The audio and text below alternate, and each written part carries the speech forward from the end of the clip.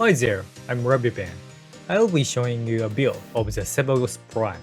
Usually, most videos often show how to use it by just repeating the first and second abilities. Here, however, I'll show you a build that can also use Sevagoth Shadow. Sevagoth Prime, the new higher version of Sevagoth, looks quite different from the normal version. However, its abilities are the same as Sevagoth. Let's first check the abilities, and then introduce the build. If you already know how it works, you can skip to the build introduction. Let's begin with the passive abilities. When Sevagoth is defeated, he will enter shadow form, and the gauge and number will appear in the lower right corner. Before the gauge runs out, use the second ability button to charge at the enemy. If your charge hits a normal enemy, the number in the lower right corner will decrease. If the number reaches 0, you can revive. When you revive, you will return to where Sevagoth was. It requires practice to hit the target. Therefore, it is difficult at the beginning. But once you get used to it, the hit rate will increase. If the gauge runs out before the number reaches 0, or if the shadow is defeated, you cannot revive it. Also, note that if you charge at the enemy with an overguard, the number will not decrease.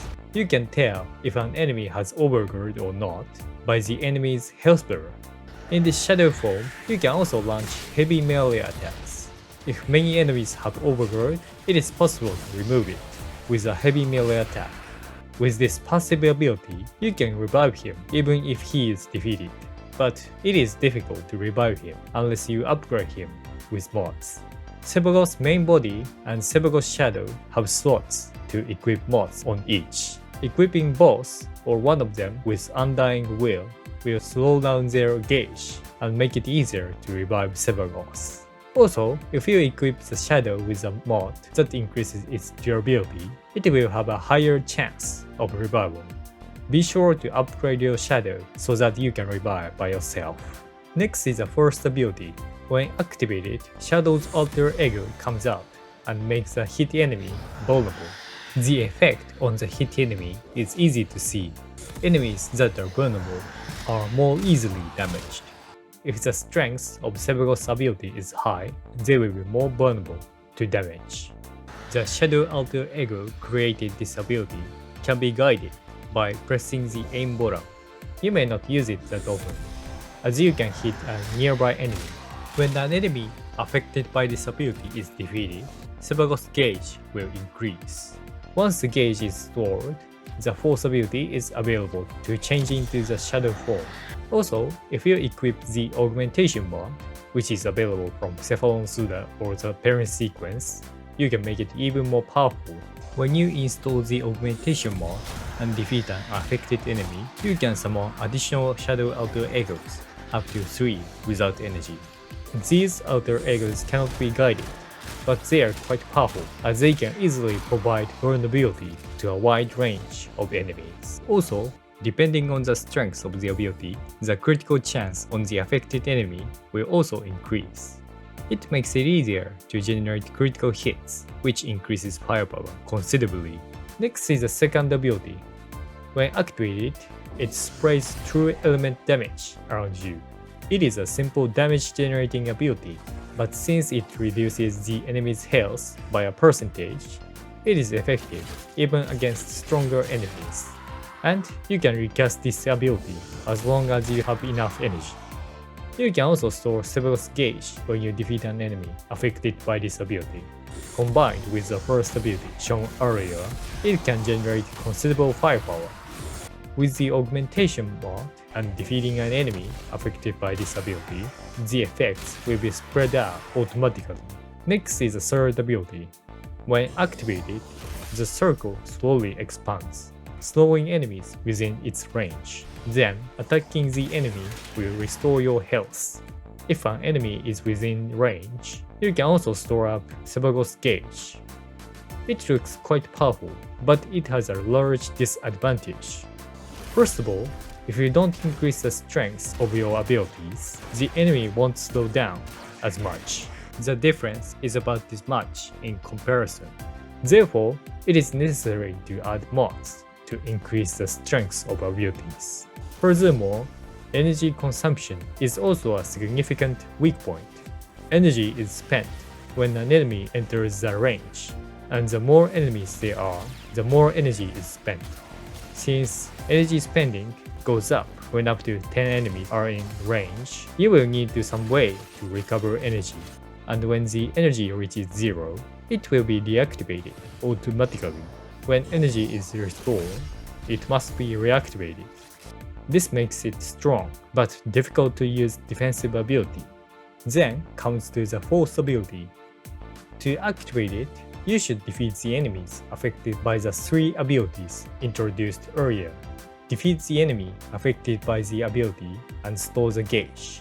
As long as the gauge is stored, you can activate it without energy. After activating this ability, Sevagoth will change into the shadow form. His weapons are limited to the melee weapon, Shadow Claws, and the effects of the first, second, and third abilities are changed. The performance of abilities in this form depends on the mods equipped on the Sevagoth Shadow. However, the firepower of Shadow Claws is affected by the ability's strength of Sevagoth's body and Shadow Claws. Therefore, it is a good idea to increase the strength of Sevagoth's abilities, while giving priority to other things in Sevagoth Shadow's abilities. If it is reactivated, he can return to Sevagoth. If Shadow is defeated, Sevagoth will return to its original location. Shadow can be revived as many times as you want, as long as you store up the gauge. So, it is best to store up the gauge as quickly as possible. Let's go on and look the first ability in the Shadow form. This ability gathers enemies in direction of your viewpoint to your hand. If you increase the range, you can collect enemies further away. However, the range of collecting enemies is 80-degree angle, so you cannot collect enemies on the side or behind you. You can gather enemies efficiently by changing the viewpoint and activating several times. The next is the second ability in Shadow form. This ability, like the passive ability, charges at the enemy to take their health. It is hard to hit the enemy, and it's defenseless, so it is rarely used in practice. Finally, it is the third ability in Shadow form.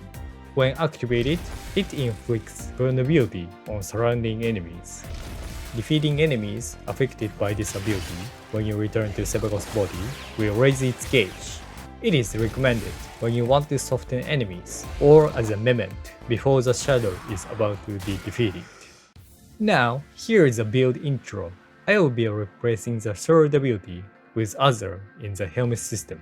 Sevagoth's third ability is powerful, but it is difficult to manage energy and tends to limit companions. Therefore, let's change it to Jaya's ability this time, boldly. Jaya's ability can vacuum enemies and increase Sevagoth's survivability.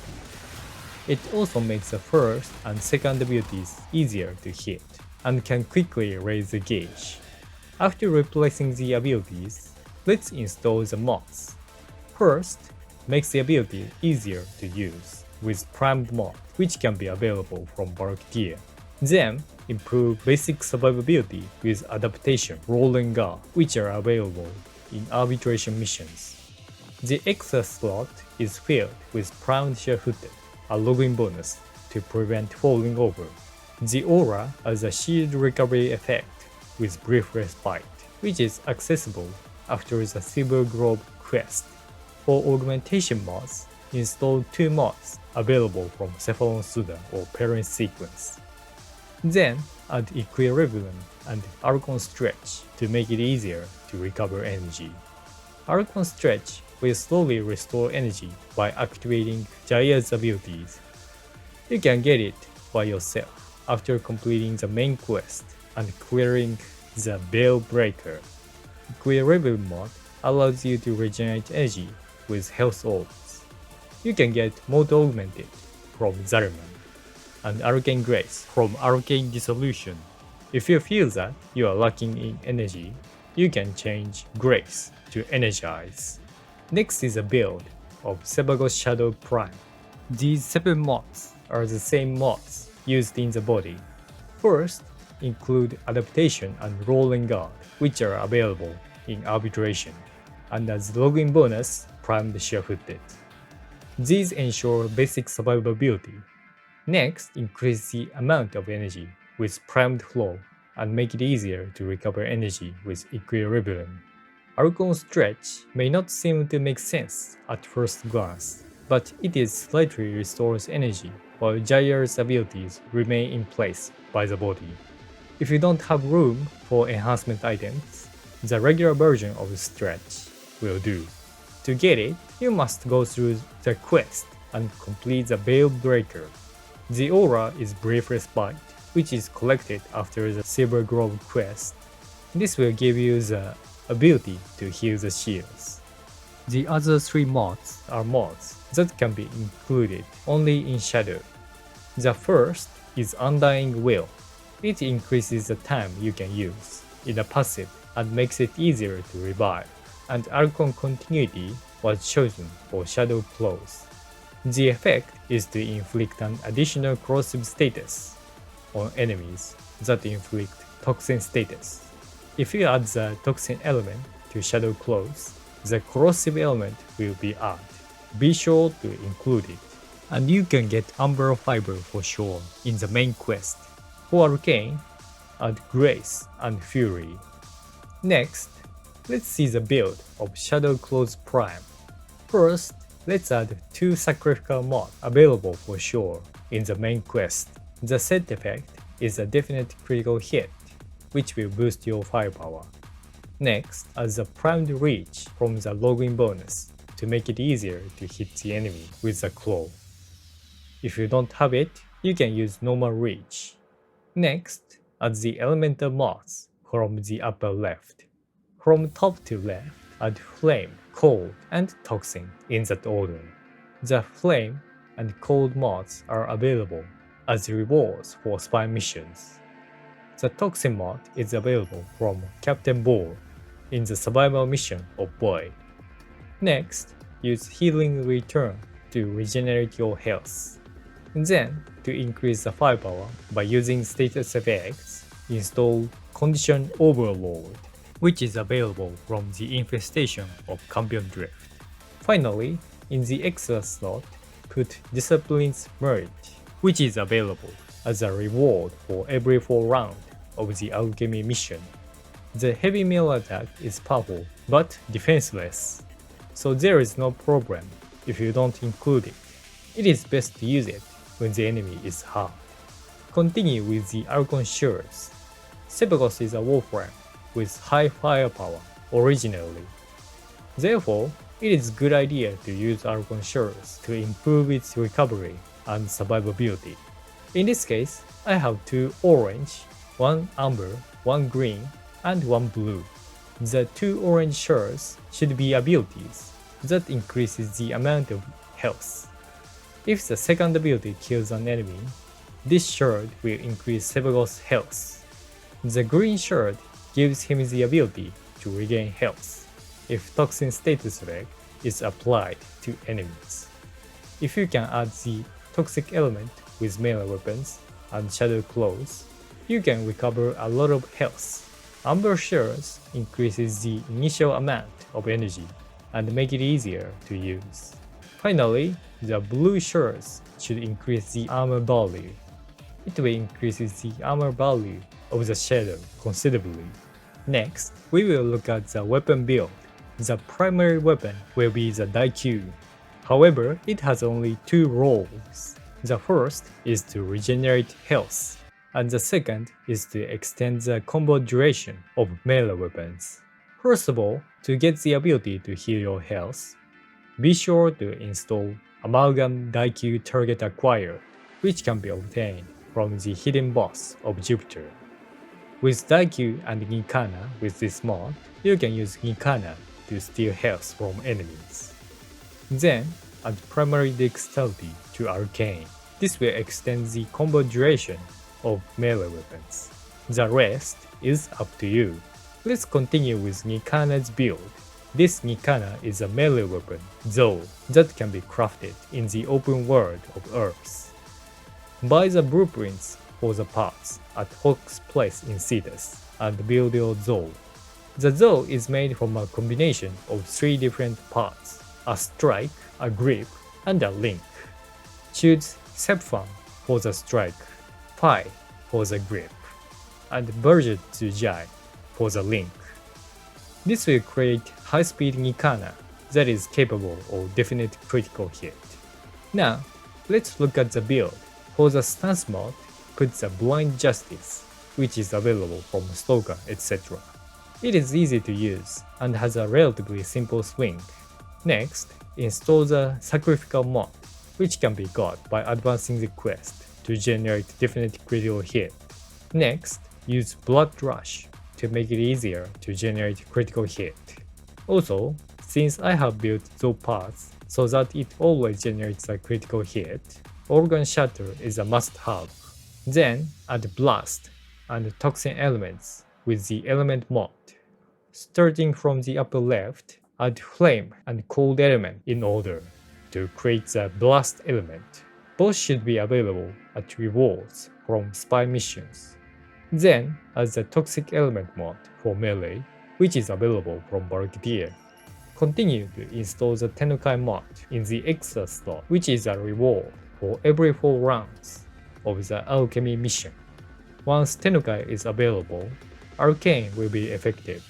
Zaw can be installed with both Zaw-specific Arcane and Melee Arcane. Exodia Brave is a Zaw-specific Arcane that is purchased from the Hawk in Cetus. It can regenerate energy by killing enemies with heavy melee attacks. Melee Fortification should be used for Melee Arcane. Killing enemies with this weapon will increase Sevagoth's armor value. This build is now complete. It is easy to use, just hold down the melee button to attack the enemies, and press the heavy melee attack button when the Tenukai symbol appears. With the effects of Daikyu and Arcane mentioned earlier, just defeating the enemy will buff your health recovery and armor value increase. If you use Tenukai to launch a heavy melee attack, you can expect an energy recovery effect. This combination is quite powerful and could be used in other frames as well. Next, let's take a look at the build of Smeeta Kavat. What I have done so far is to harness Smeeta Kavat's unique ability, Charm. Be sure to put this Charm mod in the upper left corner. Other companions are better at supplying energy, but it is quite critical to increase the amount of resources you can acquire. Next, if you put the Crime Pack Leader available from Valkyrie, it will give Kavat an overguard on Warframe melee weapon attacks. This makes the Kavat much harder, so be sure to install it. Also, include Mischief, which is unique to Kavat. The transparency makes it even easier for Kavat to survive. Of course, without Fetch, it is difficult to use, so be sure to include it as well. Fetch can be obtained from high-end type enemies in the Venus open world. Next, Bite and Tenacious Bomb should be included as a set. If you put them in a set, the Warframe's critical damage will increase. Bite is available from dark enemies and from the resource cache in the Earth Sabotage mission. Tenacious Bond and Momentous Bond should be purchased from bids in Fortuna. Tech Assault and Synth Deconstruct from the Open World Money mission on Venus should also be included. Tech Assault improves Kavat's survivability. Synth Deconstruct increases the probability of generating health orbs. The equilibrium in the Warframe should make it easier to regenerate energy. The other slot is up to you. The Vicious Bond I equipped this time was bought from Son of Deimos. Although it's easy to forget, make sure to get Operator's skill. Naramon's Power Spike makes it easier to use melee weapons. It prevents Nikana's combo from disappearing while switching between Sevagoth's shadow and the body. It helps Nikana Zaw's firepower so try to get the skill as much as possible. If energy is concerned, Zenric's skill is also a good choice. Finally, I'll show you how to actually use it. This time, I've come to the Void Survivor mission on the Steel Pass. When you start, wait in a small room for the enemy to come to you. Once enemies approaches you, press the third ability button twice in a row. This will detonate the coil and vacuum the enemy. Once enemies are vacuumed, activate the first and second abilities. Attack with Nikana to kill the enemy, and the explosion will spread far and wide. The third ability will suck in the enemy, and the first and second abilities will detonate, and you will quickly increase your gauge. Once the gauge has stored up, activate the fourth ability and enter the shadow form. Use the first ability to gather enemies and cut them down with melee attacks. When your gauge is decreased, use the fourth ability again to return the body and regain your gauge. Nikana has a Tenukai mod in it, so when you see the Tenukai symbol, try for a heavy melee attack. If you can kill the enemy, you can restore your energy. In this build, it is easier to raise the gauge by vacuuming up enemies, so use Shadow aggressively. This build makes it possible to fight in the Void Survivor mission in the Steel Pass for 1 hour without activating the capsule. These were the introduction to use and the build of Sevagoth Prime. I thought it was quite difficult Warframe to figure out how to deal with the durability and energy issues. Thank you so much for watching. If you want more, please subscribe to my channel. See you next time. Bye.